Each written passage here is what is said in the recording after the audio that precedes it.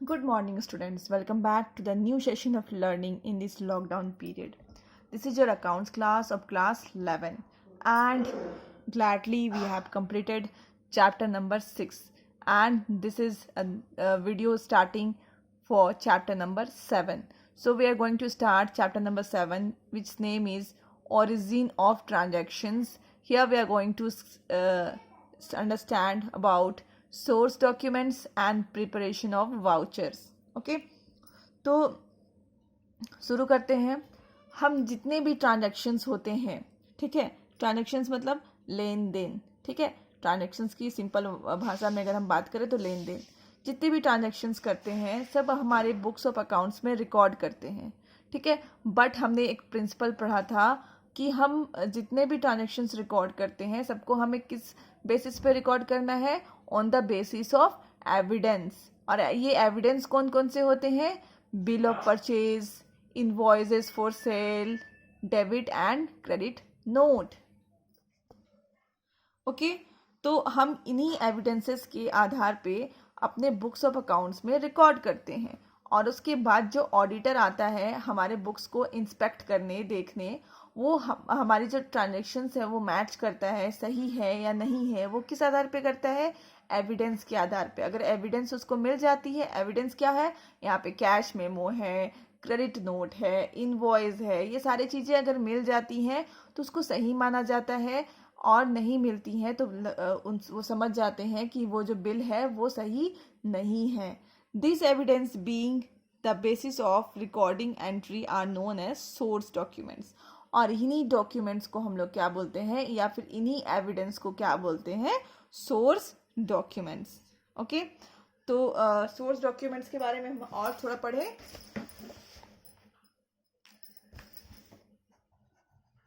This is chapter 7। तो हम क्या करेंगे, अभी पढ़ेंगे source document.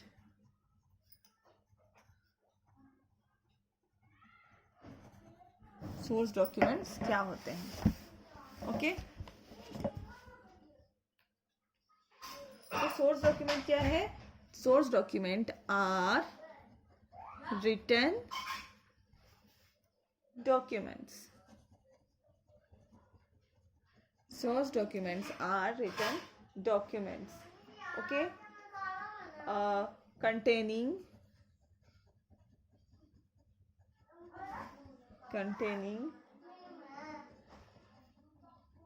details of our transactions। Source documents क्या है? सोर्स डॉक्यूमेंट एक रिटन डॉक्यूमेंट है। क्या है? एक रिटन डॉक्यूमेंट्स है, ठीक है, जो कि क्या है, जितने भी ट्रांजैक्शंस होते हैं उसकी डिटेल्स को वो कंटेन करता है।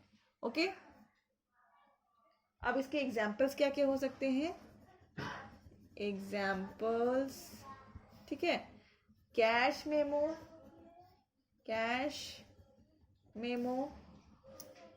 Second is invoice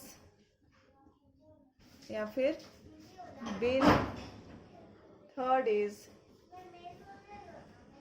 receipts, fourth is pay-in slip,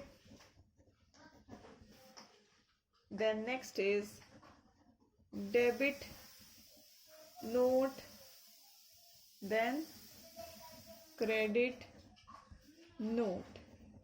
ये सारे जो डॉक्यूमेंट्स हैं इन्हीं को हम बोलते हैं सोर्स डॉक्यूमेंट्स, ठीक है। ये क्या है? अगर मैं आपसे पूछूं कि what are the examples of source document, तो आप बताओगे कैश मेमो बता सकते हो, इनवॉइस या फिर बिल बता सकते हो, रिसिप्ट बता सकते हो, पेइंग स्लिप बता सकते हो, डेबिट नोट बता सकते हो, क्रेडिट नोट बता सकते हो। तो you can answer according to your choice.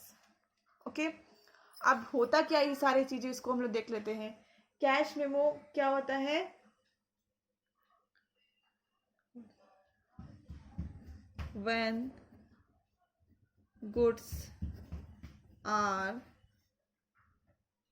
sold in cash, जब कोई भी दुकानदार कैश में अपनी चीज़ों को या फिर गुड्स को बेचता है तो उसको हम क्या बोलते हैं? कैश मेमो बोलते हैं। मतलब अगर आप किसी दुकानदार के पास गए और आपने कैश दे करके कोई सामान खरीदा तो आपको वो एक रिसिप्ट देंगे, ठीक है, एक आपको वो पेपर देंगे, डॉक्यूमेंट देंगे, इस तरह से लिखा हुआ कोई भी पेपर, एक डॉक्यूमेंट आपको देंगे। उसी डॉक्यूमेंट को हम बोलते हैं कैश मेमो, ठीक है। इन सिंपल वर्ड्स, जब कोई भी सेलर कैश में सामान बेचता है और इन रिटर्न एक है ना पुर्जा जो हिंदी में बोलते हो, या रिसिप्ट या कुछ भी, ठीक है, एक डॉक्यूमेंट आपको जो हाथ में थमाता है उसी को हम बोलते हैं cash memo. Okay, then next is invoice या फिर बिल। इनवॉइस और बिल क्या होता है? When goods are sold in credit. जब भी गुड्स क्रेडिट में बेची जाती है, मतलब उधार में बेची जाती है, तो उसमें एक डॉक्यूमेंट दिया जाता है कि आपने उधार खरीदा है, लिख के दिया जाएगा एक उसको बोलते हैं इनवॉइस। उसको क्या बोलते हैं? इनवॉइस या फिर bill. Okay, next is receipt. When cash और चेक इज रिसीव्ड। जब हम किसी से कैश या चेक रिसीव कर लेते हैं, स्पेशली बैंक से जब हम कैश या चेक रिसीव करते हैं तो उसको हम लोग बोलते हैं receipts. Okay, then next is pay in slip. Pay in slip क्या होता है? व्हेन कैश इज, और चेक भी हो सकता है, चेक, कैश और cheque is deposited in bank. जब भी हम अपने बैंक जाते हैं कैश डिपॉजिट करने या फिर चेक डिपॉजिट करने, आपको बोलता है कि वहां पे पे इन स्लिप है, प्लेन स्लिप रखा हुआ है। क्या बोला जाता है? पे इन स्लिप रखा हुआ है, आप उसको भर दीजिए, कहा जाता है। आप गौर करना नेक्स्ट टाइम जाओगे तो, दैट इज कॉल्ड पे इन स्लिप, ठीक है। देन डेबिट नोट, ठीक है, it is prepared for purchase return, ठीक है। ये कब? जब आप परचेज रिटर्न करते हो तब यहाँ पे एक नोट बना के दिया जाता है, that is called debit note. Okay, then next is credit note. It is prepared for sales return, ठीक है। जब आप सेल रिटर्न करते हो तब ये क्रेडिट नोट बनाया जाता है। Okay, clear? अब हम पढ़ेंगे वाउचर के बारे में, ठीक है। किसके बारे में? वाउचर के बारे में पढ़ेंगे।